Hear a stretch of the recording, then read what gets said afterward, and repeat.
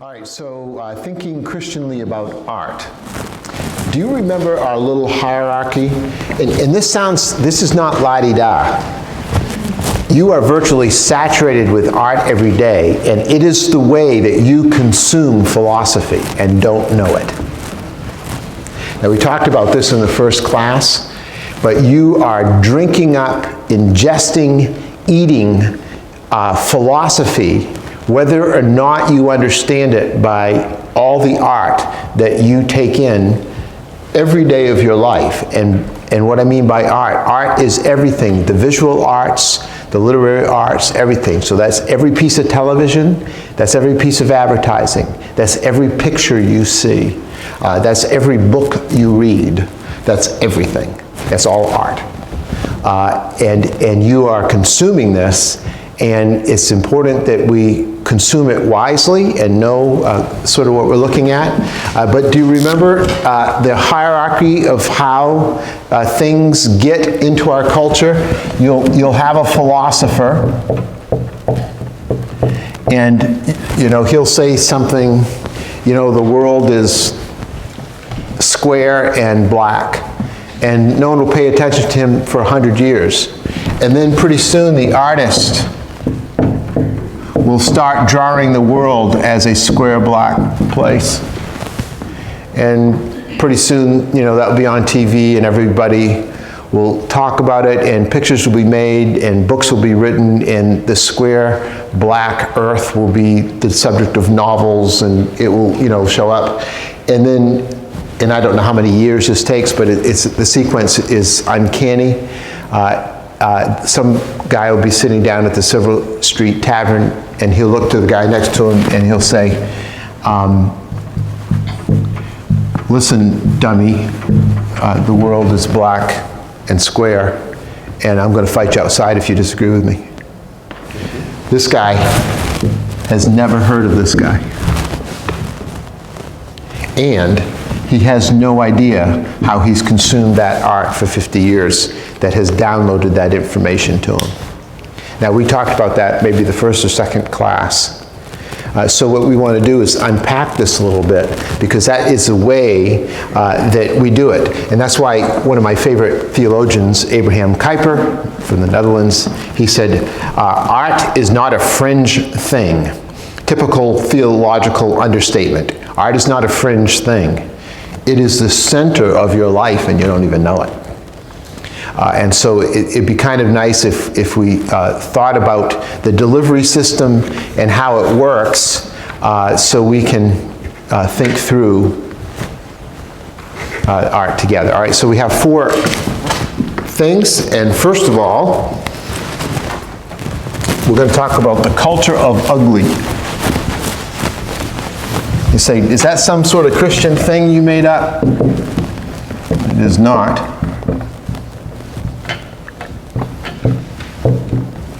That, or actually the cult of ugly. I'm thinking too much of culture. I'm quoting somebody. I'm quoting Ezra Pound, the poet. And there's been a ton of books written about this by non-Christian sociologists, and so it's important that you understand that this is a big idea within cultural analysis that's not Christian. And so we want to think through the cult of ugliness. And I have 4 little ideas here. If I'm going to now pick up, for the sake of the camera, I'm going to pick up that.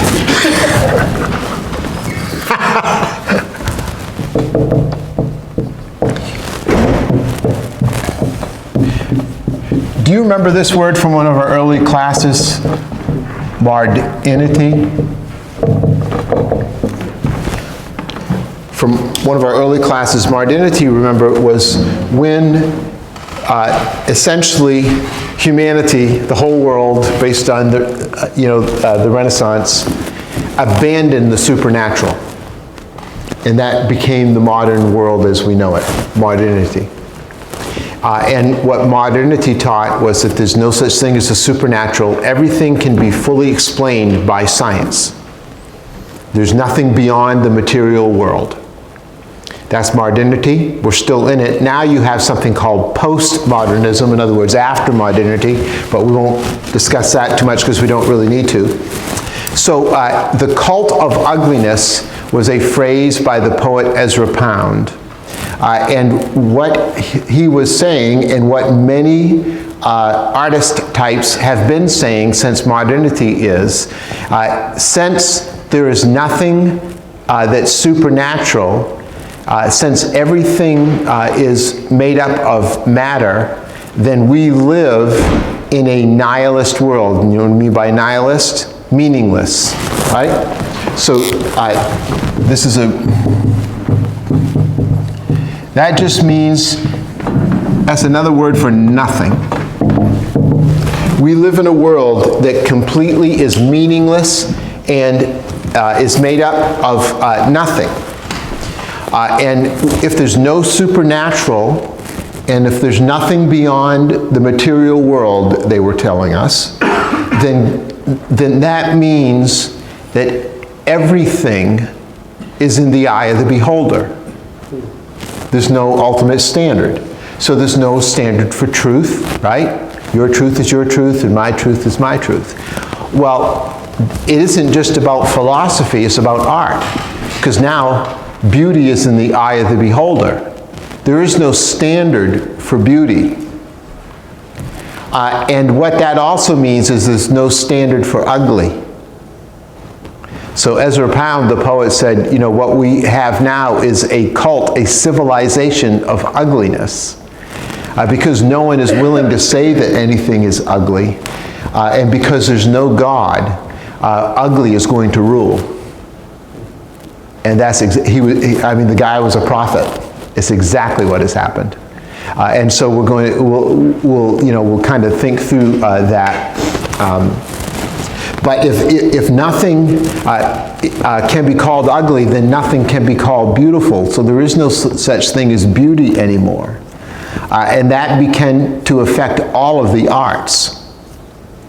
And so you moved away from Rembrandt, painting pictures, about biblical scenes and to the glory of God, or beautiful landscapes, and you came to the disintegration of nature. And so nothing mattered anymore. And so you could throw paint on a canvas because there's really no meaning. And that's just as beautiful as Rembrandt. Why? Nihilism. The cult of ugliness. And so if everything is nothing, then that means there's no God, there's no nature, and there's no beauty. And so you went down to the museum and you saw a Picasso. And what did Picasso's painting look like? It had an arm sticking out of an ear. It had an eye coming out of a toe. The body became completely disintegrated. Why? Because nature is now disintegrated. There's no cohesive unity. There's no whole to it anymore. Why? Because there's no God to make it whole. There's no unified center to that. And so now you get Ezra Pound. I'm going to just do the line for you. Ezra Pound calls it the cult of ugliness. And Picasso starts painting pictures that don't look like anything you can recognize, the complete disintegration of humanity. And that's pretty highfalutin. But then your favorite show became Seinfeld. And what was Seinfeld about? A show about nothing. Why? Because nothing is all you have. And that's funny. It was funny, by the way. At least, he could do nothing funnier than anybody else, let's face it. But do you see how philosophy moves? And pretty soon, you got a whole culture saturated in virtually nothing. Do you remember who Salvador Dali was, the painter? The clocks that looked like they were melting. things like that. Do you remember the most famous painting, The Primal Scream? Yeah. Right? That's all nihilism. That's all artists saying, we have nothing left. Modernity, a world with no God, means that not only is there no beauty, there's really nothing that's ugly. And in fact, ugly and beautiful are equivalent terms, so everything goes. And so that creates a primal scream. So there's no possibility of deliberate forms anymore. So that's why Picasso begins to disintegrate the body, because remember, nature has forms. I mean, it's an understandable tree. You can look at the mountain and say, oh yeah, look at that, it's a mountain. Or, you could go back 200 years and it would be a painting of a Mona Lisa, and you can say, oh, that's a woman. And Picasso paints it and you can't tell what it is, right? Why is that? Nihilism, nothing. And so all of that begins to filter down into the culture. And so now you have television shows that are about nothing. And ugly and beautiful are completely merged together. So what becomes like the most famous movie, and who's the most famous movie character? Hannibal Lecter. Because there's no difference between beauty and ugliness. And so you can, a cannibal that can disintegrate humanity is completely entertaining and plausible. So HBO's, one of its most famous shows is about vampires. Because there's nothing. And all that disintegrates. And that begins to play out in the arts. And then you're surprised. After now, how many years of that, when the kids show up and they have body piercings and stuff all over their face, and they're as ugly looking as they possibly can. They chop off the hair and they turn it purple, and they got, stretching their ears out with the ear ring. Because the body, there's nothing between ugly and beautiful anymore. And so self-mutilation becomes a thing. So do you see how that all is one pattern? And if we don't understand that pattern, we get in trouble. So, we think, well, okay, that's just kind of weird artsy stuff, Steve. And it's like, no, that's in your architecture. Why do you think it seeps into the church? Why do you think they stopped building beautiful churches and turned them into cement block buildings? Because there's no such thing as beauty. God doesn't care about beauty. And so they get infected by their culture. They don't build cathedrals to the glory of God that last 500 years because, nothing's going to last 500 years, and so we really don't have to pay attention to beauty at all. We don't want beauty in church, and so now the pastor gets up in skinny jeans and body tattoos. And you think that's more spiritual. It's not. It's a testimony to nihilism. They've let the world seep into their thinking and they don't even know it. Art is architecture. It's the building you build, it's the way you paint it, it's how you dress, it's everything. And you're not being more spiritual to the extent you're more nihilistic. You're just being more pagan. God is beautiful. So we want to make sure we understand what the real problem is, otherwise we can't attack it. But that is the cult of ugliness, and we're living in it. And it wasn't a Christian that pointed it out. It was a bunch of artists who at the turn of modernity said, okay, you killed God, now everything else is dead too. That was what Nietzsche, the philosopher, all this came from Nietzsche. Nietzsche was the philosopher that said that God is dead. And of course he believed he was, but Nietzsche was profound. He was crazy, but he was profound because he predicted what would happen, and it's all happened. Every bit of it. And of course he lost his mind, because he could see it coming. He could see it coming.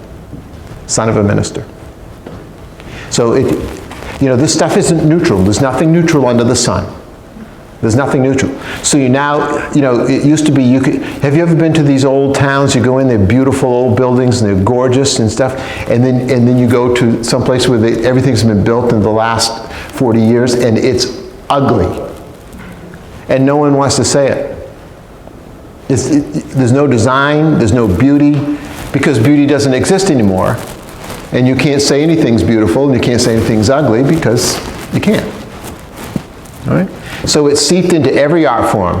That's why you have music that turned the way it did. In classical music, Lance could sit up and give you a lecture right now on the history of music, how it was possible to go from Bach to Mahler to Cage to nothing. Where you go to a concert and the crowd gathers in and you don't hear one note played. Why? Nothing. That's what the artist is saying. So the artist is reflecting reality. And so you want to pay attention to this stuff. You want to, so now we have what many writers are calling the cult of, or the culture of death. You can always tell if something is godly or not because God brings life. And so, whenever you get a Christian worldview, you start having people talk about life and beauty and grace and all those things. And when there's no God, there's no beauty, there's no life, it's death. Nothing matters. And that's what Ezra Pound was talking about. All right? So now, that's the cult of ugliness. Now, out of that cult of ugliness, because, remember what common grace is now. Common grace is the fact that because we're all created in God's image, and because we all operate in God's world, because He is the Lord of all of creation, there's not even a single maverick molecule in the universe. There's not one molecule that's moving in a way that God says it can't move right now, in this moment. He superintends everything by the word of His power. Because that's true, there's common grace. And what that means is that He is giving breath to sinners. Right? They don't know it, they won't credit them for it, but the reason that their blood is still flowing in a pagan vein right now tonight, the same vein that's denying there's a God, is because God is gracious even to pagans. And so we want to understand that in that kind of world where everything has come to nothing, and nothing matters, and there's no beauty, then you're going to end up with four kind of approaches when people are doing their art. Okay?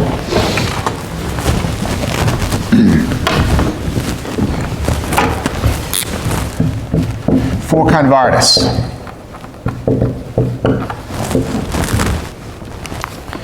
First, you have a Christian artist with a Christian worldview. All right, that's the most obvious one. We have a Christian artist with a Christian worldview. This is and a Christian artist with a Christian worldview is going to say that there is a God, that all of knowledge is unified, that there is such a thing called beauty, and there's such a thing called ugliness. And that artist is going to avoid ugliness because God is not ugly. And so you'll have a Christian artist with a Christian worldview. Then you'll have, of course, a non-Christian artist with a non-Christian worldview. Christian artist with a Christian worldview, non-Christian with a non-Christian worldview. And so you'll go to the art museum, and someone will be painting. It'll be like a Picasso. The total body will be disintegrated.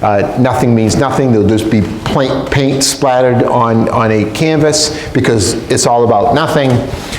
You'll see a crucifix in a jar of urine because it's all about nothing. Ugliness reigns. There's no such a thing as beauty. There's Eagleton, I think his name's William Eagleton, is a photographer who became very famous at the Modern Museum of Art, and his pictures were just awful. Your 5-year-old could have taken them. But because that's what art is now, because we're a long way from Ansel Adams taking beautiful landscapes, he became famous.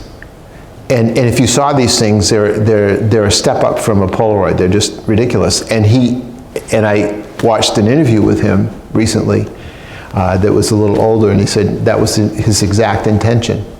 Because there's no such a thing as beauty. So you just record the ugliness. And believe me, they were ugly pictures. But they made the Modern Museum of Art as art.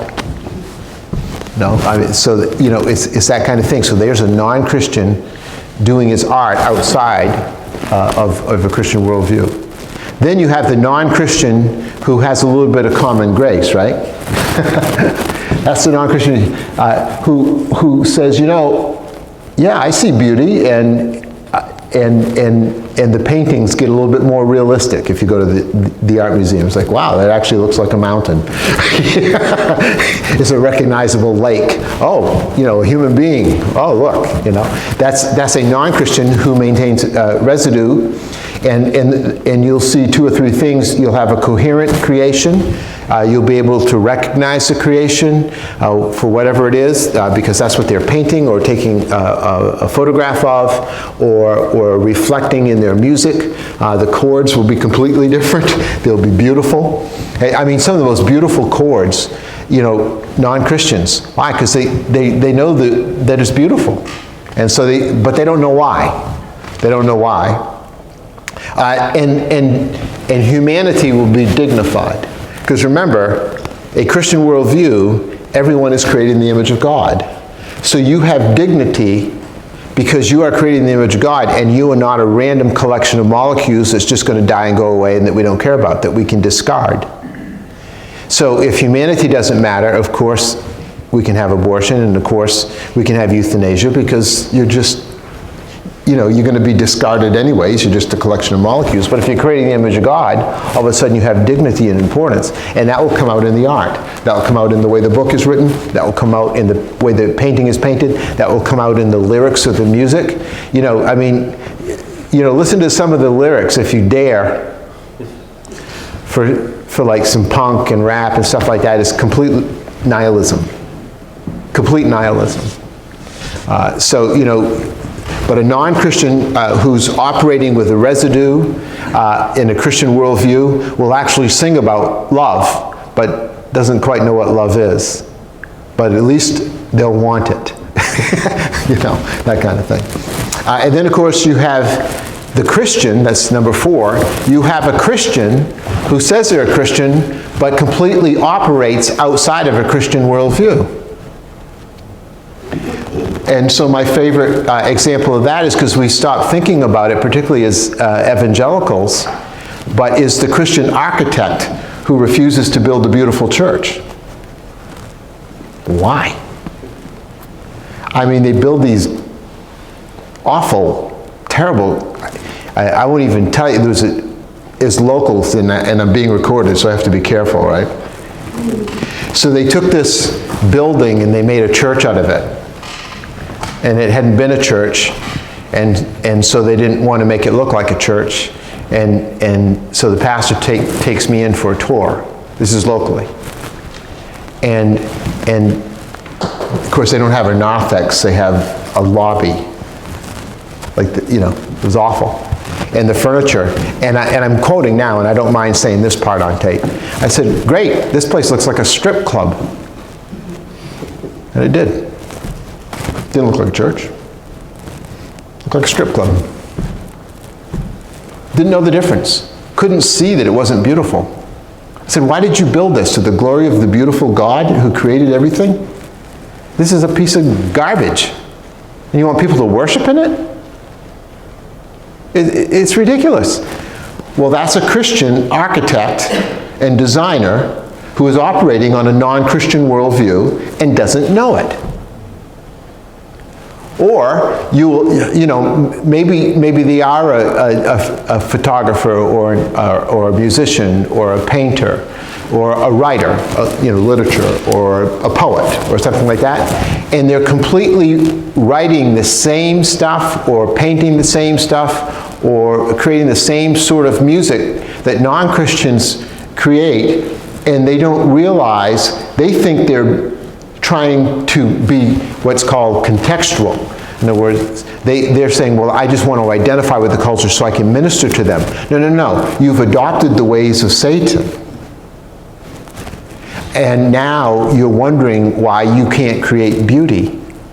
It's virtually horrible. And so I tell every minister that will listen to me, if it's time to build a church, build a cathedral. Build something so stunningly beautiful when people walk in, they take their hats off without realizing it. Do you notice how people walk into this church? It's different. You take the same guy who's never been to church a day in his life. He walks in here and he talks quieter. He takes his hat off. He steps gingerly. You take that same guy, you put him over in the strip club church.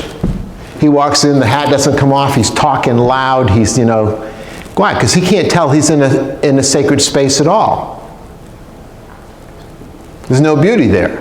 And so why would that space draw his attention to God? It doesn't. It draws his attention to nothing. There have been plenty of non-Christian writers talk about this. They call it the mauling of America. Mauling as in not mauled by a bear, but mauled like going to the mall in Portland. The M-A-L-L-I-N-G. The mauling of America. We've turned everything into nothing. And it's all indistinguishable. And so you drive by all this lack of beauty all day long. You've got an Amico sandwich between a Burger King and a McDonald's, and you stop noticing that it's ugly. You stop noticing. And this didn't happen until 100 years ago. Modernity. There's no God, so nothing is beautiful and nothing is ugly. And that's why when you go to walk around Europe, you suddenly get this sense of complete beauty all of a sudden. Why? Because God is beautiful. And he expects his entire creation to reflect his beauty and his glory. And that's why you can, when Brenda and I were in Ireland a few years ago, we took the kids to Ireland, we had them in churches that were 1,000 years old. 1,000. People have been worshiping God in that building for over 1,000 years. And that's not even an old one. That's just like, okay, this is the newest one we got. Kind of thing. So, do you see why I'm so adamant about maintaining this church? You say, what happens if we blow the doors off and had to build a new church? It would look like that. It would look just like that, just bigger. It'd be gorgeous. I'd build a cathedral. No cement block, square-looking, foolish mall-looking, crazy thing with a Starbucks in the lobby. It's not church. It's not church. And what you've done is you've acquiesced to the culture when you do that. All right? So far, so good? All right, so now let's talk about the God of art. Because we forget who he is. The God of art.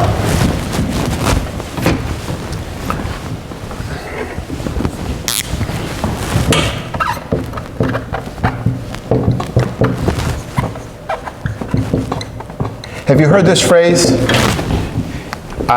We talk about people that way, that they are a creative. And what that means is they're an artist. And guess who's the first creative? God. Yeah. Everything he made was stunningly beautiful. Everything. And you can walk out the door and still see it. That's why I do landscape photography. It's just stunningly beautiful to me. And you can't recreate it. God is the very first art. And it amazes me that Christians think that art is sinful. Sinful art is sinful. Right? But of course, art is not sinful. Art is a reflection of the beauty and the glory of God. This is the God who created a garden as the very first habitat for his creation and his humanity, which he then created in his image, to be distinguished from the animals. This is the God, when it came time to build the tabernacle, gave the details right down to the color of the cloth. No detail left. It was beautiful, stunningly beautiful. When he built the temple, the same thing, stunningly beautiful. This is the God who has a songbook in the Bible. It's called the Book of Psalms. This is the one who says, "Sing and shout unto the Lord, all ye people." This is the God of the dance, and David danced before the Lord. This is the God of poetry, who most of your Old Testament is actually written in poetry. This is the God of language. So, you know, every writer who now writes because God first wrote the Word made flesh. He wrote it down. And now we're just reflecting his glory. And so when a Christian writer begins to write to the glory of God, you get the Chronicles of Narnia. When a non-Christian writer writes, you get garbage you won't even remember 20 years from now. And isn't it wonderful that the two most popular movies and the two most popular book series are Tolkien and C.S. Lewis, both Christians? Why? Because you cannot get away from the beauty of the art. And that's what happens when a Christian participates in a Christian worldview with their art. You get literature that won't go away. Can't get rid of it. They're going to make movies about it. They're going to keep doing it. I mean, you just can't get rid of it. So that's what we want to have happen. And of course, we know, you know, that this is exactly what the Lord is talking about. And we read over these passages way too easily. Psalm 145, all your works shall give thanks to you, O Lord, and all your saints shall bless you. They shall speak of the glory of your kingdom and tell of your power, to make known to the children of man your mighty deeds and the glorious splendor of your kingdom. Your kingdom is an everlasting kingdom, and your dominion endures throughout all generations. And you know, we could sit here tonight, and for the next 2 hours I could just read you Psalms that the creation even expresses the glory of God. But I'll just give you one verse that will remind you that we started with now 11 weeks ago. And for his invisible attributes, this is Romans 1:20, for his invisible attributes, namely his eternal power and divine nature, have been clearly perceived ever since the creation of the world. And how has his invisible attributes been perceived? In the things that he has made. In other words, God completely designed his creation to display his invisible attributes so that his invisibility would become so visible that the next verse says, and so man is completely without excuse before God. Nobody's going to stand before God in the great day of judgment and say, I did not know. He'll say, did you see the Grand Canyon? You knew. Did you see that tree out front of your house? Do you think you made that? You knew. Didn't you see the sky at night? Didn't you see the sunrise? You knew. And your claims of not knowing are not plausible claims, so depart from me, I never knew you. And honestly, everything that God has made shouts the glory of God. So he is the first artist. And everything that he makes is art. And everything that he makes is beautiful art. And so you're looking at it every day. Don't walk by it like it got here by spontaneous generation. Don't walk by it like it just showed up on its own. It didn't. That also means you're beautiful.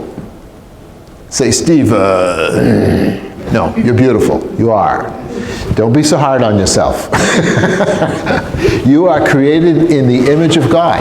And of course, what was the absolute logical outcome of modernity and nihilism? Of course, it would be true that we would have people who did not believe in God get together and legislate that if you wrongly were cruel to an animal, you would go to jail. But the same people say that it was completely okay to kill a child. Now, that's just people who have lost their minds. They've just lost their minds completely. But that, you shouldn't be surprised by that. It should sadden you, but not shock you really, because that's what happens when you forget who's who in the universe, right? And so God created, by the way, animal cruelty is a sin, you know that, right? Because guess who else is God's creation? That's right. And people say to me, will my cat be with me in the new heavens and the new earth? And I say, not your cat. But the lion will lie down with the lamb. And so all of God's creation, if you can imagine this, Brenda and I were in Zimbabwe. They were on a photo safari. And so I took all these unbelievable pictures that come over to the house. I'll show them to you. But, you know, you do it tenderly. You know, I had a lion sitting, you know, from David to me, and the guide, I'm in a Range Rover, and the guide says to me, do not move. That lion sees the Range Rover sort of like, because they don't have the same vision we have, they see it as like a big, if I can put it this way, like a big rock. And as long as that rock doesn't move, he won't attack it, because he just thinks it's something he needs to walk around, right? So I'm like, and there were other people, you know, Brenda's in there, I'm like, don't even breathe. You know, and I'm taking pictures of the lion, and you come to the house and you'll see pictures of the lion literally walking right toward me. I'm from here to there away from him. You can go upstairs in my office and see a couple of pictures I took in Zimbabwe. But always very tenderly. I took pictures of elephants. I mean, you can't believe the size of an elephant, and I'm quietly walking up, you know, because elephants aren't nice. If you don't be weird, they're not nice. I'm walking up, and I get these huge pictures of those beautiful stuff, right? Absolutely beautiful. And then it dawned on me, in the new heavens and the new earth, we'll be walking among them peacefully, completely peacefully. No petting zoos, or on the other hand, everything's a petting zoo, however you want to look at that. But they won't be contained, because there'll be no need for it. We were in Victoria Falls, and the day before in Victoria Falls, that's where literally one of the 7 wonders of the world is the falls themselves. But the town is kind of a podunk little town. There's a couple 5-star hotels there that, you know, everybody goes from all over the world to stay, but everything else is sort of. And just the day before, a baboon had come into town and literally eaten a baby. That won't happen in the new heavens and the new earth. But that happens in Africa right now. So we have to understand that the world has completely disintegrated because we've abandoned God. But when God brings the new heavens and new earth, everything gets redirected and recreated, and it will all be restored. So maybe your kitty will be there, I don't know. I don't know for sure. So let's talk about what Christian art is. So remember, Christian art, if God is the first artist, then we are to reflect in all that we do. His invisible attributes are supposed to show up in what we do. So paint your house a pretty color. do some landscaping. Plant some flowers. Make it pretty. Comb your hair.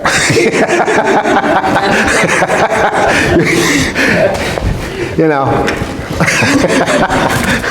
No face tattoos. You don't need them. You're beautiful. You're beautiful. There's nothing to cover up. So I'm going to give you 3 little things under this, because remember, to be Christian art, it doesn't have to have Bible characters in it, and we have pictures of churches and and all that kind of stuff, because all of it's God's. So you can paint a mountain. You can paint. Do you guys remember Krista Pauley? She passed recently. Don Pauley's wife. She went to Maine College of Art. Did you ever see her paintings? Unbelievable. But she was a realist painter. So she painted God's creation, and she would tell you she was painting God's creation. And it would, honestly, you think you're looking at a photograph. It just unbelievable. And she would enter that, and she's a real artist, made real money doing it, that kind of thing. And she would enter that like year after year in the Kobe Art Show, and they would tell her it's not real art. Why? Because it was realistic. It's only art if it's abstract and nihilistic. So this is what happens. Everything becomes a judgment. All art is telling you a story, whether it's a novel or a painting, a symphony. It's all telling you a story. It's making a case for life's meaning. It's saying this is what life really is all about.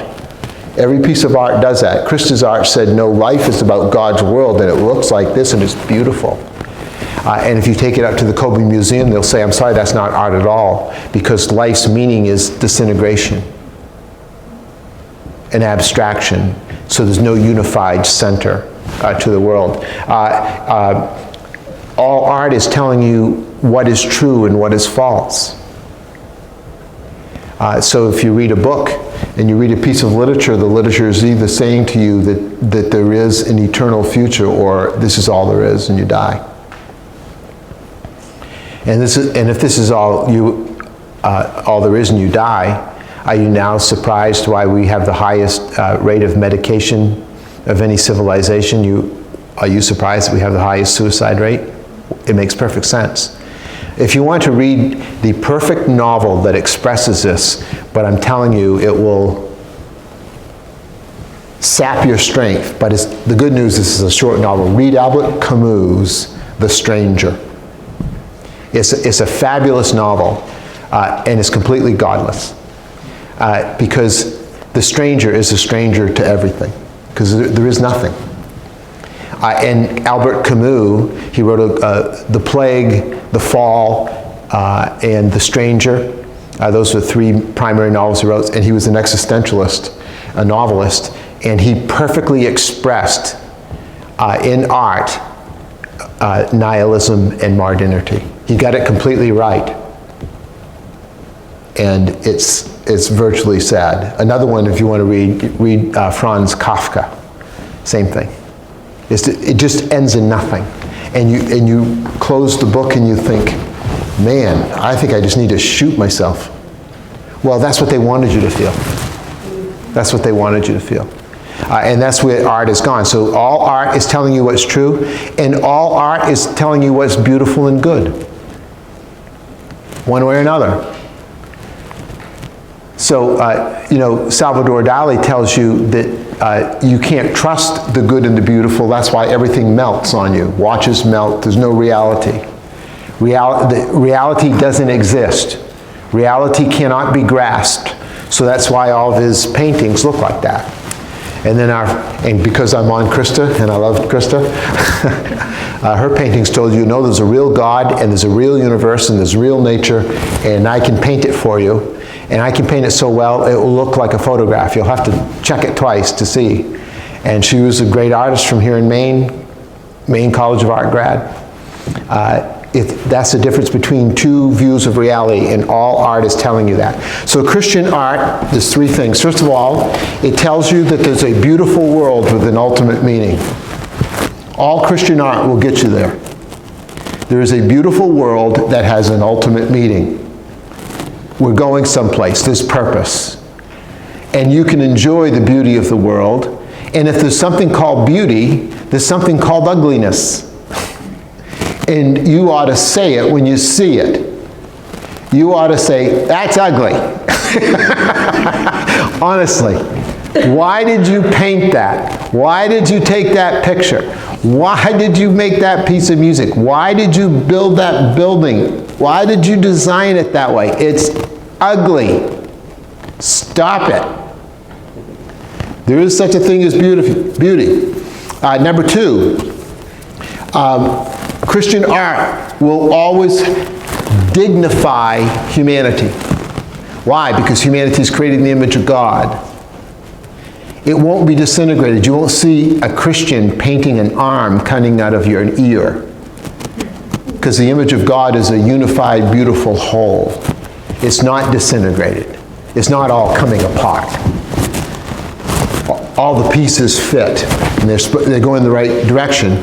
And all Christian art, in that sense, this is still number two, will promote human flourishing. You'll look at the art and go, you'll have a piece of beauty wash over you, and you've seen this, haven't you? You look at we used to take the kids, we used to be members at the Philadelphia Museum of Art when we were there. We'd take the kids all the time. And, literally, they'll just stand there and look at, paintings from, unbelievable. Why? Because they're seeing a piece of God. That's why. God is displaying himself. Now, God isn't in the art. Don't become a pantheist on me. But God wants you to see. We were in a church, First Presbyterian Church in Bridgeport, Connecticut. It's a little village town outside of Philadelphia. And a friend of mine was pastoring the church, and he had a concert.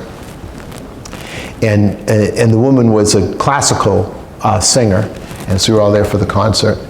And she's singing, and this little boy was standing on the pew, and I'll never forget as long as he was just weeping, just crying. Why? He was experiencing beauty, and he was experiencing God. And that's what Christian art does for you.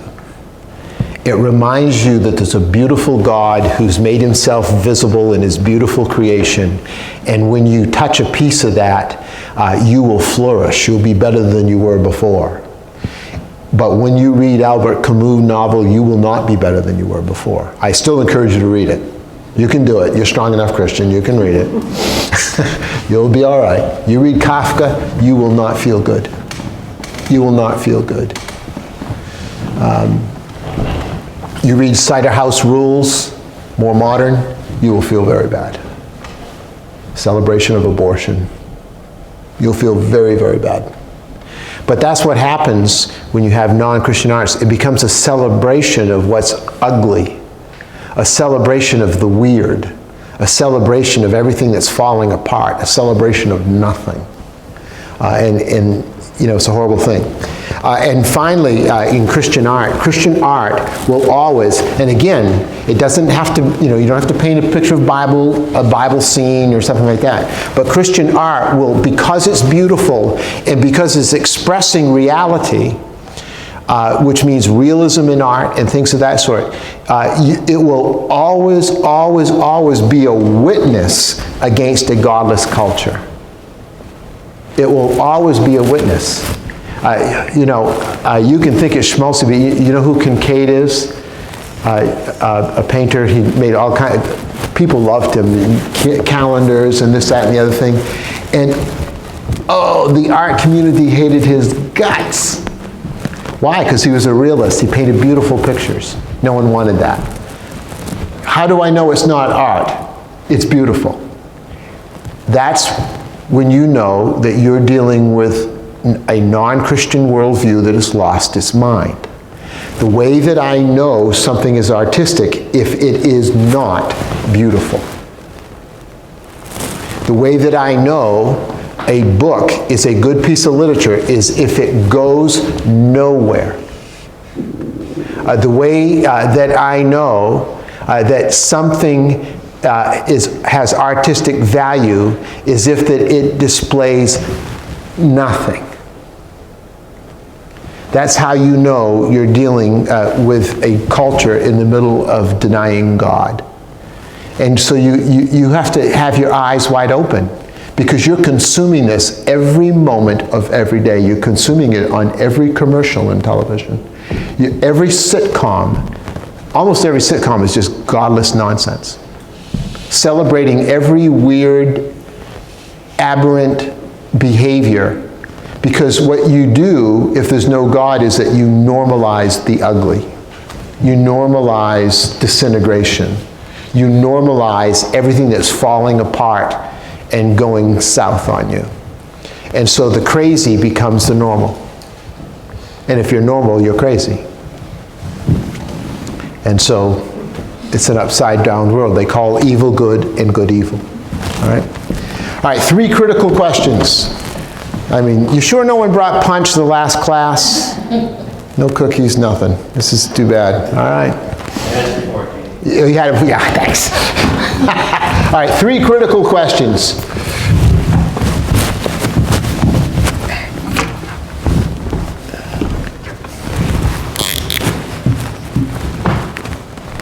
First, what is God's creational design for whatever sphere of creation I'm looking at right now?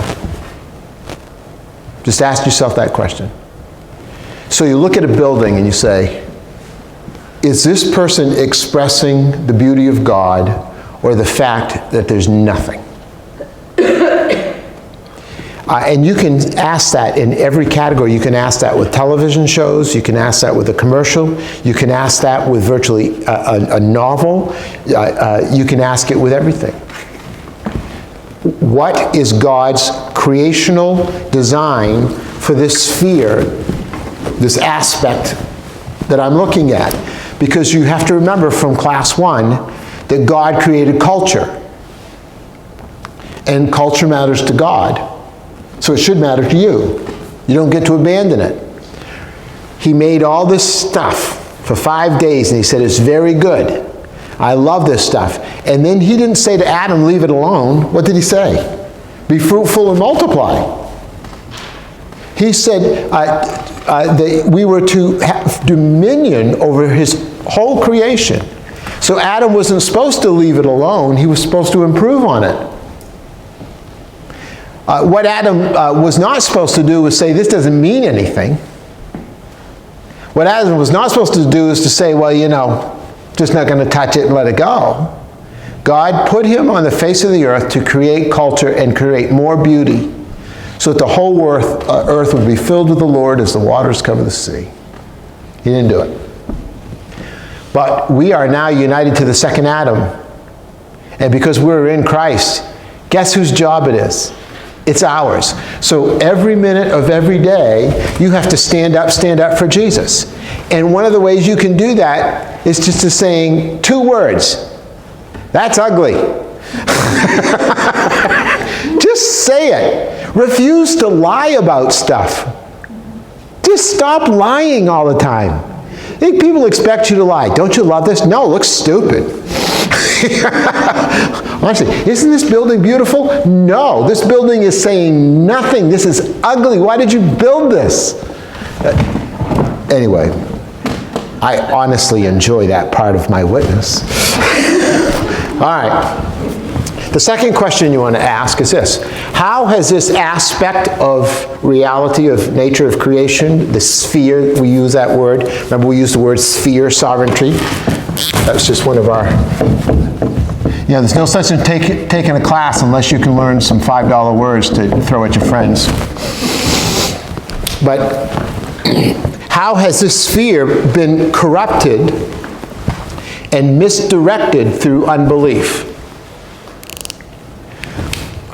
God never told anybody not to paint the picture. He said, don't paint it that way. Don't paint it as if I don't exist. See, that's the problem with art that doesn't glorify God. All of the art is done saying, I don't believe there's a creator God who exists and creates beauty. And so everything is created out of unbelief. And so unbelief corrupts everything it touches. And so when you look at it, you want to say that it, remember common grace, that every piece of art and every experience of cultural reality has a mixed bag in it. Because whoever did that is created in the image of God, and they can't help themselves. They can't help themselves. So they'll say there's no God, but they'll still be screaming about justice. Well, you know, where'd you find that from? Or they'll say there's no God, and they'll say, you know, they want something to be prettier. How do people who don't believe in God create a cosmetics industry? Have you ever asked yourself that? What's the point?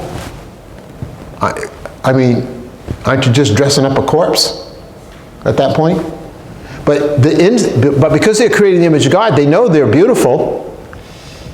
And so on one hand, they want to celebrate the beauty, and on the other hand, they want to say that there's no such thing as ugly or beautiful. That category doesn't exist. So you just have to always ask yourself, how has unbelief corrupted this and misdirected the way it's going? Because nothing, or hardly anything, there's a few very bad instances, but usually it's all mixed up, and the person doesn't really know the difference. Right? I mean, they don't really know. And there's an opportunity to witness. You know, if I see a great painting or a great photographer or something, say, wow, you did a beautiful job with that. Where do you think beauty comes from? Beauty is something more than molecular chance, isn't it? Where would that instinct come from if the world was just spontaneously generated by chance? Beauty wouldn't occur to you, would you? Would it? It would all be this utilitarian, flat cement buildings with no steeples. All right, and the third question is, as a Christian, how can we restore the wholeness? How can we bring redirection back to God on this? How can we do it? So, you know, Tom spent his life building stuff, you know. He built good-looking stuff. Why? Because he's a God. Proud to look at it. Happy to look at it. Lance plays beautiful music. Why? Because he knows it's a God. Of course it's beautiful. Of course it is. And you know, ladies, don't be ashamed of this at all. Go pretty. Go with it. That's a reflection of God. That's all good. Kelly makes beautiful cookies. She does. She makes unbelievable cookies. She does. I think I have a couple left at the house from. but exactly, that's a great example of the culinary arts. You know, how is it that non-Christians create such great tasting food? Well, if it was just about survival of the fittest, wouldn't you just like plop some, you know, energy bar in their mouth and be done with it? No, they have an instinct for beauty. Why? They're creating the image of God. And so they know, and it just comes, they can't help themselves. So you have an opportunity to redirect that. So those are kind of the three big questions, all right? So don't abandon art. By the way, this is how we lost Hollywood. Every Christian left. And you can't abandon it. You got to stay in the fight. Say, I know it's hard. You know, ministers hate my guts because I tell them their building looks like a strip club. Do you think they like it when I say that? You know, I wished I cared more. I just don't. You took all that money and you built that? Honestly, what's wrong with you? You know, you just start embracing beauty.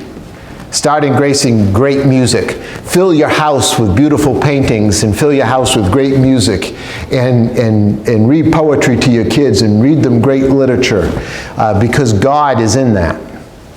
Don't give it up to the nihilistic world. All right? All right, let's pray together. Lord, we thank you for the beauty that you have created in your universe, and I pray that we'll be more aware of your creation and what it is you've done, and not be afraid of it. And Lord, we do face a mixed bag where unbelief has seeped into the arts, and we have to kind of tease out what is of you and what isn't. But I pray that you'll give us wisdom to do that. We pray these things for Jesus' sake. Amen.